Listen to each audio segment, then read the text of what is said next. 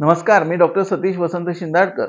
आज आपणास या स्पर्धात्मक जगतात पुढे जायचं असेल तर जागृत आणि तल्लख बुद्धीची गरज असते आणि याच विषयी आयुर्वेद काय सांगतो हे आपण बघणार आहोत। आयुर्वेदानुसार धी, धृती आणि स्मृती या तीन गोष्टींवर आपली बुद्धिमत्ता अवलंबून असते। धी म्हणजे योग्य काय आहे, कोणत्या गोष्टी अयोग्य आहेत याचा सारासार विचार करून म्हणजेच योग्य अयोग्याचा विचार करून निर्णय घेणे।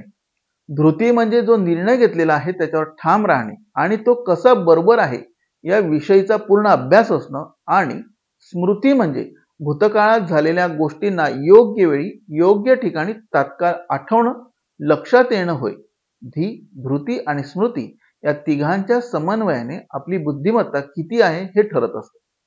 आयुर्वेदानुसार मनुष्य प्रकृतींचा विचार करता वात दोष प्रधान प्रकृतींमध्ये कोणतीही गोष्ट तात्काळ ग्रहण केली जाऊ शकते, म्हणजे एखादी गोष्ट तात्काळ लक्षात पण येते, पण त्यावर तो कृती पण करू शकतो। परंतु ज्या पद्धतीने तात्काळ लक्षात येते, कृती केली जाते, त्याच पद्धतीने ही लोक लवकर देखील विसरतात आणि कृतीच्या बाबतीत देखील असंच घडू शकतं।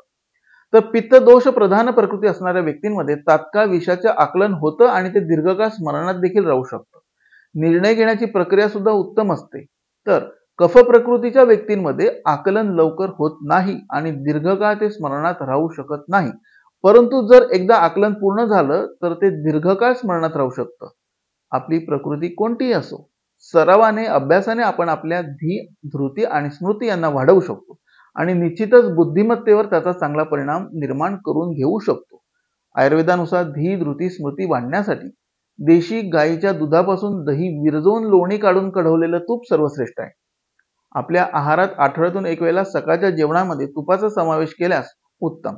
यामध्ये वरण, भात, साजूक तूप, भाकर, पोळी, साजूक तूप, वरण, भात, दूध, भात, दुधाची खीर, तांदळाची खीर, रव्याची खीर, दूध तूप, ज्वारीची भाकर, तूप ह्या सगळ्यांना आपल्या आहारामध्ये जर घेतलं तर निश्चितच आपली धी, धृती, स्मृती उत्तम राहील। सोबत वैद्यकीय सल्ल्याने सुवर्ण भस्म प्रकृतीला अनुसरून तुपासोबत सेवन करणं हे देखील धी, धृती, स्मृतीसाठी उत्तम असतं। अनेक लहान मुलं तोतरे बोलतात, तसेच त्यांची धी, धृती आणि स्मृती उत्तम नसते। अशावेळी त्यांच्यासाठी एक घरगुती उपाय मी जो माझ्या अनेक रुग्णांना सांगतो आणि त्याचे उत्तम परिणाम प्राप्त झालेले आहेत। त्यामध्ये तांदूळ एका पातेल्यात शिजवायला घ्यायचा आणि भात बनायला शेवटचे 2 मिनिटं शिल्लक असताना त्यामध्ये साधारणतः एक वाटीभर तांदूळ असेल तर त्यात 2 ते 3 मध्यम आकाराची पिंपळाची पाने स्वच्छ धुवून ठेवावीत। म्हणजेच पातेल्यामध्ये भात शिजत असताना पानं वर ठेवून त्याच्यावर झाकण ठेवावं आणि 2 मिनिटात गॅस बंद करावा।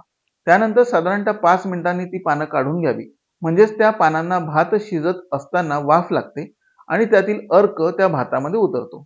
अशा प्रकारे पानाच्या पिंपळांचा अर्क हा देखील धी, धृती आणि स्मृतीसाठी उत्तम असतो। या व्यतिरिक्त प्रत्येक मनुष्याने प्रतिकार क्षमता उत्तम राहावी यासाठी आयुर्वेदात वर्णन केलेल्या आहार आणि विहाराच्या नियमांचे पालन केल्यास त्याचा उपयोग जागृत आणि तल्लख बुद्धीसाठी निश्चितच होऊ शकतो। नमस्कार।